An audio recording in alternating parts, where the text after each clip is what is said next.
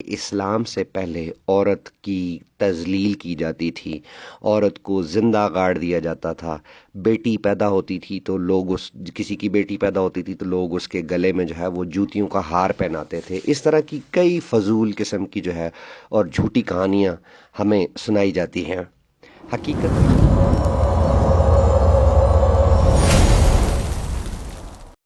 Hello دوستو، میں ہوں ایکس مسلم اسپارڈیکس اور آپ دیکھ رہے ہیں اپنا یوٹیوب چینل۔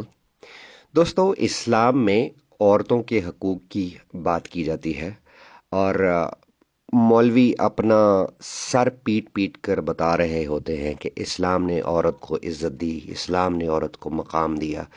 پھر ہمیں بہت سارے جھوٹ بھی سننے کو ملتے ہیں جن میں ہمیں بتایا جاتا ہے کہ اسلام سے پہلے عورت کی تذلیل کی جاتی تھی، عورت کو زندہ گاڑ دیا جاتا تھا۔ بیٹی پیدا ہوتی تھی تو لوگ کسی کی بیٹی پیدا ہوتی تھی تو لوگ اس کے گلے میں جو ہے وہ جوتیوں کا ہار پہناتے تھے۔ اس طرح کی کئی فضول قسم کی جو ہے اور جھوٹی کہانیاں ہمیں سنائی جاتی ہیں۔ حقیقت تو یہ ہے کہ اسلام سے پہلے عورت بہت زیادہ انڈیپینڈنٹ تھی، وہ کاروبار کر سکتی تھی، وہ نوکر رکھ سکتی تھی، اپنی مرضی سے شادی کر سکتی تھی۔ وہ ایک الگ ٹاپک ہے، اس پر کبھی ڈیٹیل میں بتاؤں گا، کہ شاید میں بلکہ بتا بھی چکا ہوں کہ اسلام سے پہلے عورت کس حد تک انڈیپینڈنٹ تھی۔ اس پر ڈیٹیل سے میری کچھ پرانی ویڈیوز میں کچھ ویڈیوز موجود ہیں، لیکن اگر آپ کہیں گے تو دوبارہ ڈیٹیل کے ساتھ ویڈیوز بنا دیں گے۔ میری نظر سے کچھ حدیثیں گزری اور مجھے لگا کہ یہ حدیثیں مجھے اپنے ویورز کے ساتھ ضرور شیئر کرنی چاہیے، تاکہ ان حدیثوں سے ہمیں آئیڈیا ہوگا کہ اسلامی تعلیمات کی روشنی میں خواتین کی، عورتوں کی کس طرح تذلیل کی گئی ہے، اور ان کے نزدیک جو خاتون کا، جو عورت کا، مہیلا کا جو تقدس ہے وہ صرف غلامی کی شرط سے مشروط ہے۔ تو میں آپ کو محمد صاحب کے کچھ عظیم بیانات جو ہے وہ سناتا ہوں جو حدیثوں میں بیان کیے گئے ہیں۔ نبی محمد نے فرمایا کہ جہنم میں عورتوں کی اکثریت ہے۔ عمران بن حسین بیان کرتے ہیں کہ نبی محمد نے فرمایا، جب میں نے جنت میں جھانکا تو اس میں اکثر لوگ فقراء تھے، اور جب میں نے جہنم میں یعنی دوزخ میں جھانکا تو اس میں اکثر عورتیں تھیں۔ صحیح بخاری حدیث نمبر 3241 اور صحیح مسلم حدیث نمبر 2737 میں یہ حدیث موجود ہے۔ اور اس کے وجہ سے متعلق محمد سے پوچھا گیا کہ عورتیں جو ہے وہ جہنم میں سب سے زیادہ عورتیں کیوں ہوں گی، اس کی وجہ کیا ہے؟ تو اس سے ریلیٹڈ بھی ایک حدیث ہمیں ملتی ہے۔ عبداللہ بن عباس بیان کرتے ہیں، رسول اللہ نے فرمایا، مجھے آگ دکھائی گئی تو میں آگ جیسا خوفناک منظر میں نے پہلے کبھی نہیں دیکھا۔ میں نے جہنم میں زیادہ تر عورتیں دیکھیں تو صحابہ کہنے لگے، اے اللہ کے رسول وہ کیوں؟ تو نبی نے فرمایا، اپنے کفر کی وجہ سے۔ تو آپ سے یہ کہا گیا کہ وہ اللہ تعالیٰ کے ساتھ کفر کرتی ہیں۔ تو محمد نے فرمایا کہ اپنے ہسبینڈ اور اس کے احسان کی ناشکری کرتی رہی ہیں۔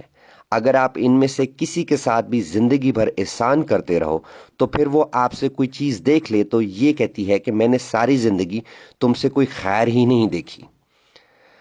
حدیث نمبر صحیح بخاری کی حدیث نمبر 1052 میں یہ لکھا ہوا ہے۔ ابو سعید بیان کرتے ہیں کہ نبی محمد عید الاضحیٰ کے لیے نکلے تو وہ عورتوں کے پاس سے گزرے، اور عورتوں کے پاس سے گزرے تو فرمانے لگے، اے عورتوں کی جماعت، صدقہ اور خیرات کیا کرو، کیونکہ مجھے دکھایا گیا ہے کہ تمہاری جہنم میں میجورٹی ہے، اکثریت ہے۔ تو وہ کہنے لگیں، اے اللہ کے رسول وہ کیوں؟ تو نبی محمد نے فرمایا، تم گالی گلوچ بہت زیادہ کرتی ہو، اپنے ہسبینڈز کی نافرمانی کرتی ہو، میں نے دین اور عقل میں ناقص تم سے زیادہ کوئی نہیں دیکھا، تم میں سے کوئی ایک اچھے بھلے شخص کا عقل خراب کر دیتی ہے۔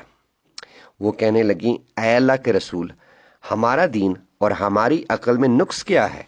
تو فرمانے لگے، کیا عورت کی گواہی نصف مرد کے برابر نہیں؟ تو وہ کہنے لگی کیوں نہیں؟ تو نبی نے فرمایا کہ یہ اس کی عقل کا نقصان ہے. کیا جب کسی کو پیریڈز آئے تو وہ نماز اور روزہ نہیں چھوڑتی؟ تو کہنے لگی کیوں نہیں؟ تو فرمایا یہ دین کا نقصان ہے. بخاری کی حدیث نمبر 304 میں یہ لکھا ہوا ہے.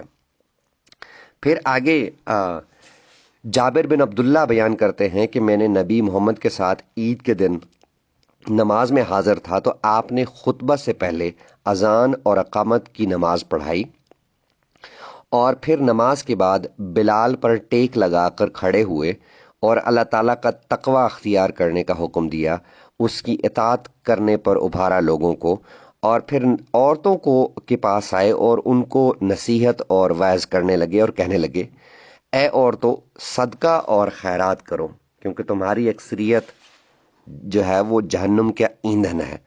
تو عورتوں کے درمیان ایک سیاہ نشان والے رخساروں والی عورت اٹھی اور کہنے لگی اے اللہ کے رسول وہ کیوں؟ تو محمد نے فرمایا وہ اس لیے کہ تم شکوہ اور شکایت بہت زیادہ کرتی ہو، خاوند کی نافرمانی اور ناشکری کرتی ہو. جابر بیان کرتے ہیں کہ وہ اپنے زیورات میں سے صدقہ کے لیے اپنی انگوٹھیاں اور بالیاں بلال کے کپڑے میں ڈالنے لگیں. صحیح مسلم کی حدیث نمبر 885 میں یہ لکھا ہوا ہے.